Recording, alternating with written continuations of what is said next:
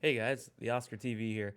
Today we are going to take our first look at the Skoda T56, the new Tier 8 Czechoslovakian premium tank, premium heavy tank for the upcoming new line coming to World of Tanks in one of the future updates. So this tank is pretty interesting, and I think it's going to be really good in some situations and kind of poor in other situations. So the unique factor of this Skoda T56 is that it has a two-round autoloader, going with the theme of most of the Czechoslovakian heavies. So let's take a sec, let's break it down together, and let me know what you think if this is going to be a strong premium tank or a weak premium tank in the comments below. So starting off, we have our alpha damage 460, which is pretty big for a tier 8 premium tank.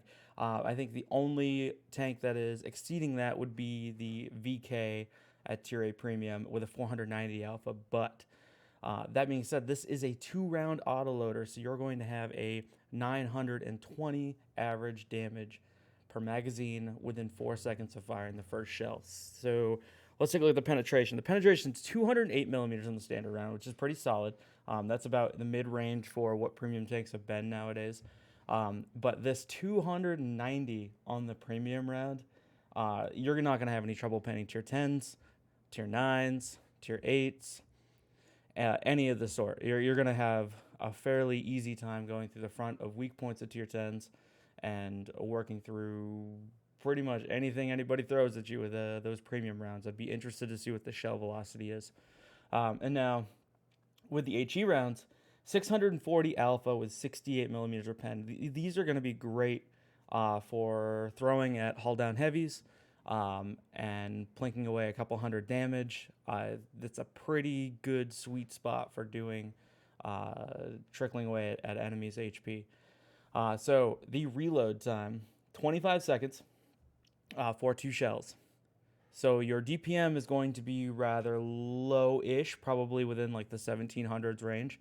It might be a bit higher with crew skills and rammer and whatnot. But the intraclip reload is 4 seconds, similar to tanks during the game like the Renault Trabante or the Caro 45T. This has been a new reoccurring theme, and I think 4 seconds is going to be great for that because it's not going to just be able to play like the Barask where it comes around the corner, blops 2 shells, and then quickly retreats back to safety. But it still absolutely will blop 2 shells for a 920 alpha into you within 4 seconds. So just keep in mind for that when you see one of these on the battlefield. Magazine capacity, 2 pieces. We already went over that. So this is where it kind of gets a little wishy-washy. So dispersion at 100 meters is 0.4. That's pretty inaccurate. You could probably get it down to like 0.37 or 0.36 with crew skills and consumables and equipment. So is it the most inaccurate thing? No, not at all. But this is where it starts to get really tragic. 2.9 second aim time means that when you come around that corner, it's gonna feel like ages to aim that gun to make sure you hit those weak points.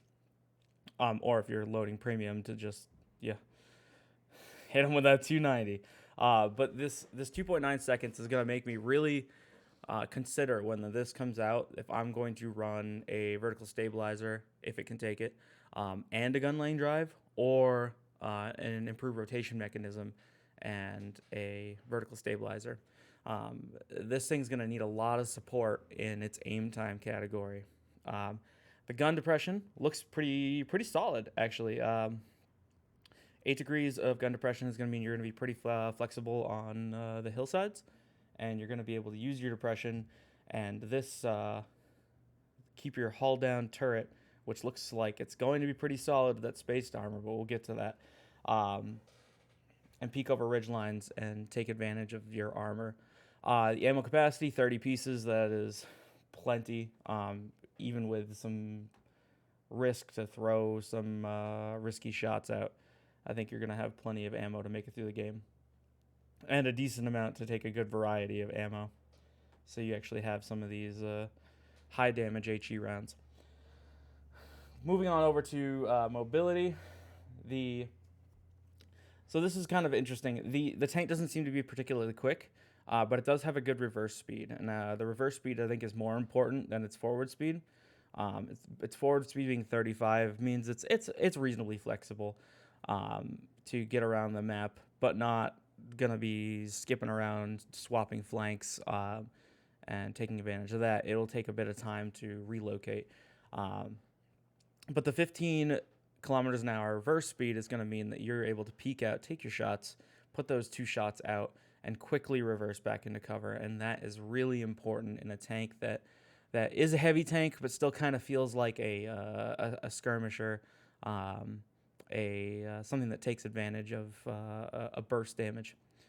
The power to weight ratio 13.5. It's kind of the middle ground. It's not gonna. You're probably gonna have trouble maintaining your top speed going uphill.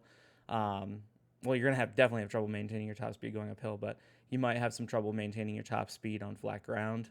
I think this thing's probably gonna hover around like the 30 to 32 range without something that's gonna buff its speed, like a turbocharger or octane or whatever the sort. But I mean, who uses octane in this day and age? So traverse speed 26 degrees per second, which isn't too bad. Total hit points 1500 HP. That's kind of on like the middle to lower side for amount of HP. I'm actually kind of surprised at that. The hull armor, so 100 millimeters, and looking at this armor design, I think the upper plate is going to be bouncy sometimes when angled, but most of the time when not angled, people are going to slam shells right through it. If you're using your gun depression and you tilt that angle up, I feel like you're going to get some pretty good bounces off of it. However, you need to be careful not to expose your lower plate when you do that, because shells are just going to go right through that and people are going to have no trouble with that. It's turret armor, 220. I'd be interested to see this in tanks.gg with an actual armor model review, which we'll probably do later on. But this turret has spaced armor on the right and left of the gun, a mantlet that looks kind of similar to like a T44. So I'd kind of be interested to know the thickness of that. Maybe that's the 220 thickness. But it does have a pretty large cupola, which is off the back of the turret. So using your depression, this cupola should be pretty hard to hit, but it's not going to be impossible to hit. But I think this thing is going to be a really, really great hull down, using a ridgeline, skirmisher, heavy. So you're going to be able to assess the battlefield, peek up over a ridgeline, plant a shell, maybe plant a second shell if you're able to do it safely, and then retreat back over the ridgeline safely to reload for 25 seconds to just do it again. This tank is going to play in situations where it can be supported. I think this thing is going to need the team support if you get caught out, similar to the 122 TM. If you get pushed while you're reloading, you're going to suffer significantly in this tank. So let's look at the view range. 370 meters is not great, but it's okay. I'd probably recommend optics. You might be able to get away with vents if you have a really skilled crew and you have signal boost, the 2 skills that boost your turret view range. I think that's going to be very important for this tank. Standard crew loadout, commander, gunner, loader, driver, and 3 shells. We have AP, heat, and HE. So that's pretty typical for this sort of tank. So let me know what you guys think of this upcoming tank. Do you think it's going to be busted? Do you think it's going to be the new hip thing? Everybody's going to be playing it with this new 920 alpha. I think that's crazy. Do you think that it's going to be underpowered because of its gun dispersion stats, lack of hull armor, that sort of thing? Or do you think this is just going to be one of those tanks that's going to be a monster with the right kind of player? So just let me know. Let me know in the comments down below. Let me know what you think, and I'll catch you next time. See you in game, guys.